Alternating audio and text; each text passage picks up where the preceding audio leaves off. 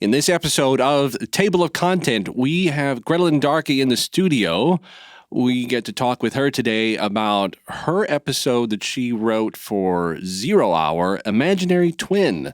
And I guess we'll find out if she's the real thing. Stay tuned.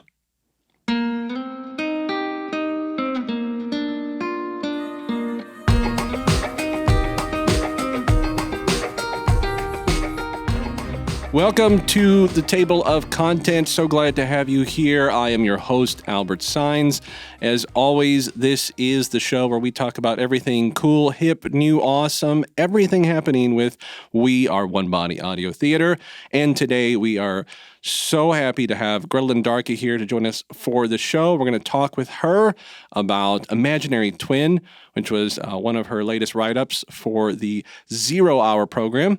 So without getting too far off, Grettelyn, welcome. Hi, good to be here. Always glad to have an opportunity to talk with you about your creative endeavors. And I want to get to that point actually first. Good. I was looking at your contributor bio, and I think it's fair to say you're a bit of a prolific contributor to We're One Body Audio Theater. There's a number there, and actually I don't see Imaginary Twin on it. I'm looking at it right now. I see I also run the website, so that's my fault. Right. Oh no, wait! I see. It was back up. That's the thing. You've done so much more since Imaginary Twins that I didn't think it was that far up. So you're up to like 44. That's a mixture, but a lot of that is really writing, correct? Mm-hmm. Most of that's writing. I'm sure maybe you've done double duty, acting and writing. Mostly writing. Is that really? I mean, is that where your heart is kind of most happy when you write? Yes and no. So I do love writing. You sort of go into this like trance state when I'm doing it, which is fun because I don't really even know what's going on around me sometimes. But that, but it's also I'm also a terrible procrastinator, so getting down to it isn't always so fun. But yeah, I do love to write. I really enjoy being creative. I have found that being able to work with a team here at the Audio Theater has really increased my ability to be creative, because before I would just get an idea, I would think about it for a while, I would let it ferment, and then I would try to write about it. Now I get an idea and I talk to the team and we talk about it, and they make it better and I make it better, and then I go write about it.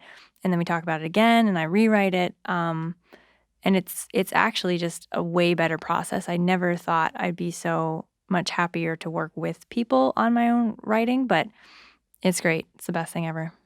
I think you find that when you open yourself up to the assistance or the team effort, and you say, "Oh, all right, I'm going to allow myself to be exposed," because writing can be very personal. Absolutely. You know, my wife feels that way about her writing, is that it's a very personal thing. Mm-hmm. And you say, "All right, world, I'm going to open it up to you, and what are you going to tell me?" Mm-hmm. And the first few times can be a little sort of harsh. You're like, "Oh, wow, that kind of really got me." Well, when I was in college, my first creative writing professor said, in like one of the first classes, that the most important thing he could teach us is that sometimes you have to drive out into the desert and shoot your baby, which sounds horrible, but what that basically means is don't get attached to anything in your writing. You can write things that you think are good. You should write things that you enjoy, but when it comes down to it, if you have to cut something to make the story better, you should cut it without any qualms. You can maybe use it later in a different story, but you know, if that character needs to go, take them out. If this scenario needs to change it. It's usually for the best if you're trying and the process isn't working. Well, getting to the focus of today's show, Imaginary Twins, that was such an interesting and unique story. Mm-hmm. So let's start with actually the writing process for it. Did you find a lot of needing to let things go, or was it actually pretty complete from what you originally wrote? Yeah, so there was an original story. It was actually my first published story ever, which is really, well, maybe second, but it was first published in a long series that I published for Gilbert Magazine. So it was originally a short story, and it was actually significantly different from the one that is now a 0-hour episode. Because when you transfer to audio, you do have to change some things. Obviously, you can't hear an expression necessarily. You can't hear something visual. So in order to make it work, I did have to change quite a bit. I actually added one new character. I added a new character that wasn't in it at all. I took out another character that just didn't really work. Because I added the best friend for the main character because otherwise everything was in her head and she needed to say it to somebody. But yeah, I realized kind of early on in the adaptation by talking with the team that this, and this kind of needed to be different in order for it to work for audio. So as far as the writing process, yeah, started as a short story, which started as an idea and was fairly easy to write, but wasn't peer-reviewed really. It was published, but it wasn't the same as sitting down with the guys and having them say, okay, well, this doesn't work. So then from there, I don't know, there were probably at least 7 or 8 drafts of the script before it was finally ready. And that's a good point to make. I mean, yeah, you could write something and maybe, out of the gate you nail it. But the reality is there's a lot of edits and drafts that you have to go through to get to the version that really is going to nail it for performance. Is that fair to say? I think out of, would you say I wrote like 44, and that's not everything I've ever written. I think the only thing I've ever nailed the first time was The Executioner, which is another story you can find on We Are One Body Audio Theater's website. That one kind of came out of nowhere, and I wrote it, and everybody just loved it. That never happens. Almost always there's drafts and revisions and major cuts and big edits. And I think if you can be okay with that, that's sort of like a leap for you as a writer to become better, sort of on your road to, I don't want to say writing perfection because I don't know what that is, but to becoming a better writer. So let's get into the story. We have, let's focus on the main character, Leah, who's, I guess we wouldn't classify her as a bully. She's just kind of obnoxious, mean. Yeah, she's a mean girl. Mm-hmm. And she makes a decision to, she obviously makes decisions to kind of prank people and in somewhat serious ways. I mean, the story opens with Leah talking to Brittany and saying, hey, that prank that you pulled, that was pretty serious. Like the guy's on meds. He's really kind of messed up from what you did. And Leah just sort of brushes it off. But then we get into her very next prank, which is when she decides to create an imaginary twin and try to fool Casey into believing it. And that's kind of the main thought. But it comes back to haunt to get her. to get her. So we'll work through the story a little bit, but I'm interested first in how did you kind of come up with the idea to create a mean girl and have her exploits shown and then come back to sort of haunt her? Like where was your creative thinking in that? I don't know if I want to talk about this. Okay. Basically, I knew somebody who was sort of like that. And I felt like it wasn't a good way to be. And I thought it would be, and so, people say, where do you get your ideas? And the answer is usually from about 10 or 12 different places. So that was part of the idea. I knew someone sort of like that who would make up kind of mean pranks for no apparent reason. And that was a little piece. And then another little piece was like, well, what would happen if there were like sort of cosmic consequences to that act? And that was another little piece.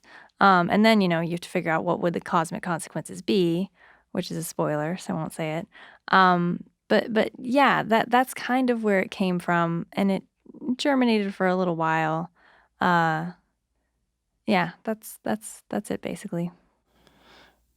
Now, do you think, no, I mean, you said you knew someone that was kind of like that, and I think I've known people like that in my life. I mean, I can admit I remember being really young and not understanding really the nature of pranks or jokes or sort of half truths, because I remember talking to some kid in my neighborhood, and I just thought it was fun to be creative and make up some sort of story about myself that was absolutely bogus. But to me, I was just saying, well, it's just a joke. And you sort of, you get that from Leah in the beginning when she's talking to Brittany saying, oh, it's not that big a deal.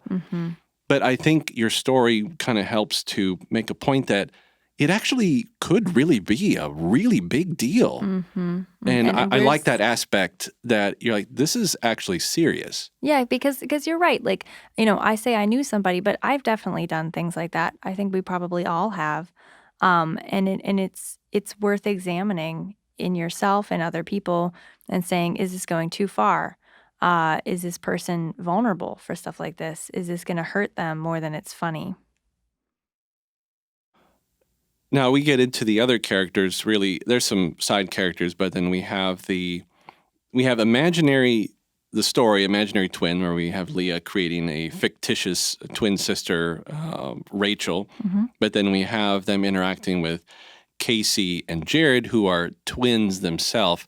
So I'm just curious, was that just something fun you decided to have imaginary twins interacting with real twins, or was that just... So I've always been fascinated with twins, which is funny because I'm married to a twin, which wasn't part of the plan. But I mean, even when I was a kid, my sister and I we had alter egos, and they were identical twins. But yeah, I thought it would be an interesting kind of... It was sort of like an easy in. So when Leah said, I have this twin, it was like, oh, we do too. And then it was like they were sort of instantly more friendly, if not friends, because obviously that didn't really happen. So I think it was partly a plot device and partly a foil too, because, you have a real set of twins and you have the fake set of twins. You can sort of compare them. Yeah. Would you say that in writing the story that you had the goal of trying to not just sort of tell a good creative story, but to try and, I don't know, I don't want to call it a PSA, but would you say you were trying to sort of make a point saying, hey, you should be aware of the dangers of this, or is it just... No, it's just a story. In this case, I was trying to make a point, and I don't usually, because I feel like oftentimes if you're trying to talk about something important, a point will come out anyway. But in this case, I was thinking about the point, even if I don't know if I was trying to make the point. I was thinking about it because, it hurts. It hurts to be sort of duped and taken for a fool. I'm a very credulous person. And I love jokes. I love to make jokes, but I am very easily taken in. So I've, and your skin thickens over the years, and it's not as big of a deal. But when it's something big and ongoing, and it can be very painful and humiliating. And I do feel like, especially in high school, when you're in these vulnerable years, and even into college, like you need to, all through life, but those are kind of the vulnerable years where it seems like there's no consequences. You can do whatever you want to do, and that's also not true. So it was interesting, even working with the actresses and actors, but the actresses who played the parts, they were all in high school. So I don't know, how this affected them, but it was kind of interesting to do with young people and see, okay, hopefully this is meaning something to them, because it's easy to sort of pretend like people aren't feeling anything and aren't important and just do whatever you want to them. And that's kind of what I was going against in this story. Let's talk a little bit about the production, and then I think we're going to have to head towards wrapping up. But this was, if I'm not mistaken, the first production that was sort of recorded on on location. Is that right? Basically, yeah. Yeah. So it's a second or third, it's a third 0 hour. But yeah, this was the first one that was really in the actual environment. It was I wanted to say filmed. It was recorded in a school. It felt like a filming almost because we're standing there with boom mics over these girls and they're sitting in the desks. And they're in the hallway at the lockers, and it was really fun. And we had them do a lot of the Foley, which is the sound effects, which was really, really cool, and I think they really enjoyed. We would say, okay, walk up to the locker, drop your book bag, open the locker, say this line, put your book in, say that line. It was a really unique and interesting way to do the production. Would you say that in comparison to some, really every other production you've done at audio theater, that it really sort of magnified or helped in the production versus, well, we're just going to do all the sound effects in post-production?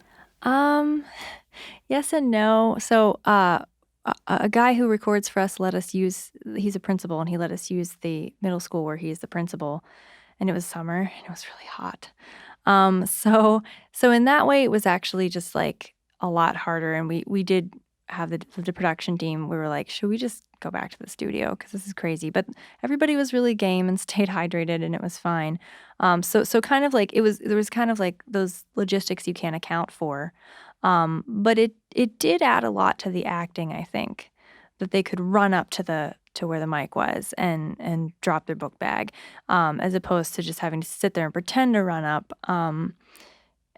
Yeah, and then they could move a lot, and it didn't matter. When we're in the studio, you have to be kind of still because the movements even of your clothing rubbing together can make a sound. But in this case, we wanted their tennis shoes to squeak. We wanted all that. So in that way, it kind of freed them up, and that was cool. I think I would do it again if we had a production that would work that way. I would want to do it on site. That was fun. Maybe with a little bit better temperature. Yeah, hopefully. Or yeah. You can't turn on air conditioning when you're recording. So. Right. So last couple of questions. Are you, from the writer's standpoint, because this is kind of, we'll say your baby, were you happy with the way it turned out? Yeah, I actually really was. I was kind of like sad to let go of one of the characters that I let go of, and I kind of don't want to say because I think maybe I could just say go listen to the original and go listen to this one. They're both on there. Because I liked his character. I thought he was cool and mysterious, and then they were like, no, drop him. He doesn't add anything for the audio. But I really ended up liking it. It ended up being very sort of an intimate look into high school life and some high school friendships. And I really, it just felt like you zoomed right in on them. And I thought that worked out really nicely.